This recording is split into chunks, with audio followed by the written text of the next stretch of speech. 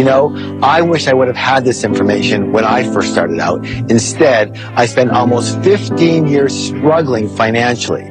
But by applying the exact same Secrets of the Millionaire Mind that you're about to learn here, I became very wealthy, and now you can do that too. I want to share with you something called the process of manifestation, or how we create our results. Your thoughts lead to your feelings, which lead to your actions, and all of that leads to your results. Now, each of us has a personal money and success blueprint already ingrained in our subconscious mind. It is this blueprint, more than anything and everything else combined, that will determine your financial life. What that means is you can be the best business person, the best negotiator, you can be the best marketer, but if your subconscious money blueprint isn't preset for a high level of success, you will never amass a large amount of money, and if by chance you do, you will somehow manage to lose it. The good news is you can actually change your money blueprint. By the way, you've already started by acknowledging you have a money blueprint and by making the declarations you're learning today. So, let's talk about how your blueprint is formed. The blueprint is formed primarily based on the programming you received in the past, especially as a young child.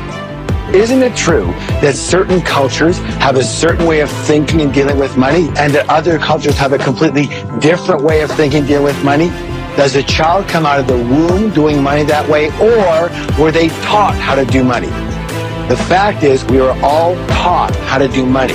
And the issue is that most of us were taught by people who either didn't have a lot of money or they had a lot of emotional issues around it. And their ways of thinking became our ways of thinking. All right, let's talk about how we're conditioned. 3 primary methods of conditioning. There's verbal programming, there's modeling, and there's specific incidents. Verbal programming. That's all about what did you hear when you were young? What messages did you get? Modeling. That's all about what did you see when you were young? And specific incidents. What did you experience when you were young around money, success, wealth, and rich people? Let's start with verbal programming. What were the phrases or messages that you heard about money and success and rich people when you were growing up? In addition to the generic messages that we heard, we also heard about stereotype messages.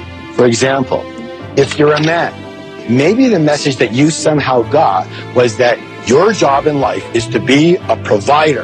And if you're not financially successful, you're not a real man. Now, whether you became financially successful or not, how has it felt to have that pressure on you? What have you missed out of in your life? Your family, your fun, your inner peace, because of the stress of what you were conditioned to believe about putting bread on the table. And yet, this is simply a blueprint you've been running. With the lessons you're learning in this program, it can change.